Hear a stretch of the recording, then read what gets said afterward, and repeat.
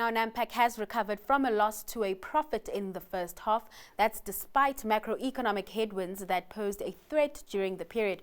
Group CEO Phil Roux joins us now to paint a clearer picture on the interim performance. Phil, thanks so much for joining us today. As mentioned, the group is back in the black. Just talk us through some of the growth factors on that front. Thank you very much for hosting me on your show. It's interesting, it is from a statutory point of view, it is our half year, but I however view the outcome, the financial outcome that you've witnessed today as a culmination of 15 months of work since March 2023, where we started the transformation agenda to reposition the organisation. So there are a few pillars or cornerstones to achieving a turnaround of the organisation. The first speaks to portfolio optimization, which is akin to the divestiture program, and secondly, to us re-engineering our business internally.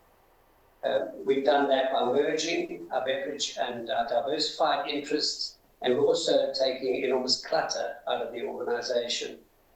Another key focus area was clearly cost reduction, and we had to do that rapidly and quite deeply, so as to get the complexion of the income statement to a level that was required. So the twin objectives of restoring the income statement and making corrections to the balance sheet, those twin objectives then will ultimately result in us having a sustainable business with a key focus on free cash flow. You would have seen some of those numbers flowing through these results. Phil, so you've been in the role for just over a year, and as you've mentioned, we've gotten the business back in the black. Those key metrics, HEPS, are back into profitability, cash flow, the group's balance sheet is also a little bit stronger. With that being said, is it positioned for even further growth at this point?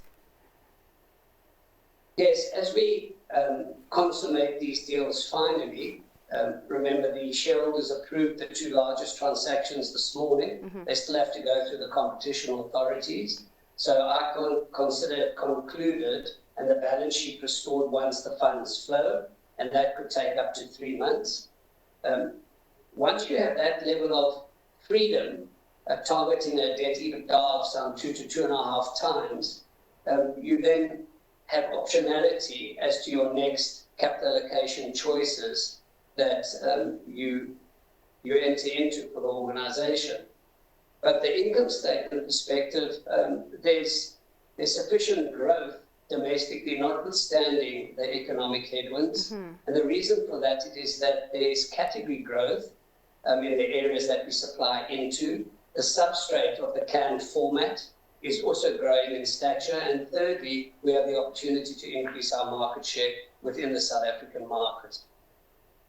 I want to zoom in on the rest of Africa portfolio. You touched on the South African portfolio and the kind of growth we're seeing on that front. I mean, the business has been under some strain for quite some time, and we've had a number of analysts, make commentary around how the business is performing, with some saying that the company should just exit Africa as a whole. What are your plans with the rest of Africa portfolio and the assets that are left at the moment?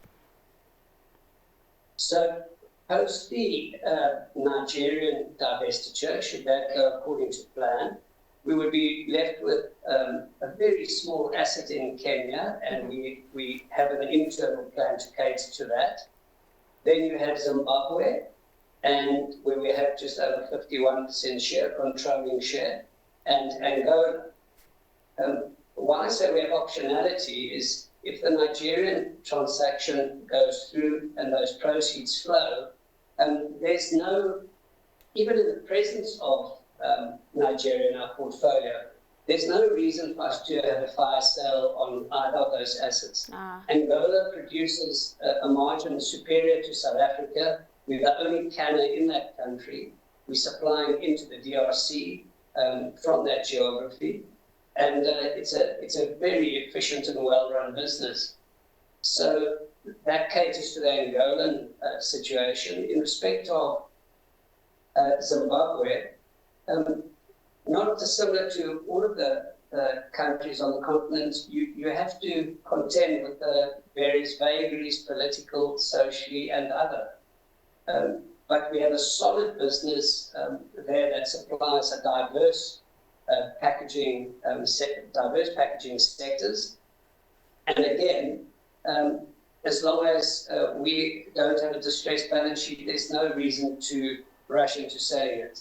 Having said that, we are intent on having a pure play focused metals business, which would then certainly make Zimbabwe the number one candidate to exit. And if we do have any balance sheet pressure, we have the Angolan business, although metals focused, which would attract a better multiple and significant proceeds.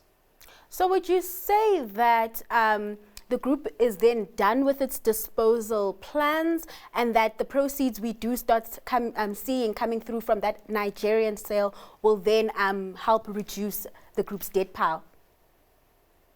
The debt will be reduced significantly because there will be some 1.2 billion from that sale and another 450 million from the liquid cartons, which changes the complexion of the balance sheet entirely. Okay. So then we don't actually have to rush into anything else. We're in any event going to be refinancing the business, and we're targeting to complete that by the end of September in a far more simplified structure. And importantly, should these transactions finally come to fruition and the funds flow, we will use it to settle the expensive offshore debt, the dollar-denominated debt, which will reduce our lender base significantly, which is currently 16, and we're targeting 2 to 3 institutions in South Africa as our partners going forward. Phil, thank you so much for your time and just taking us through the 6 months that was for Nampak. We'll catch up with you again when the full year numbers are out. That was Nampak CEO Phil Roux.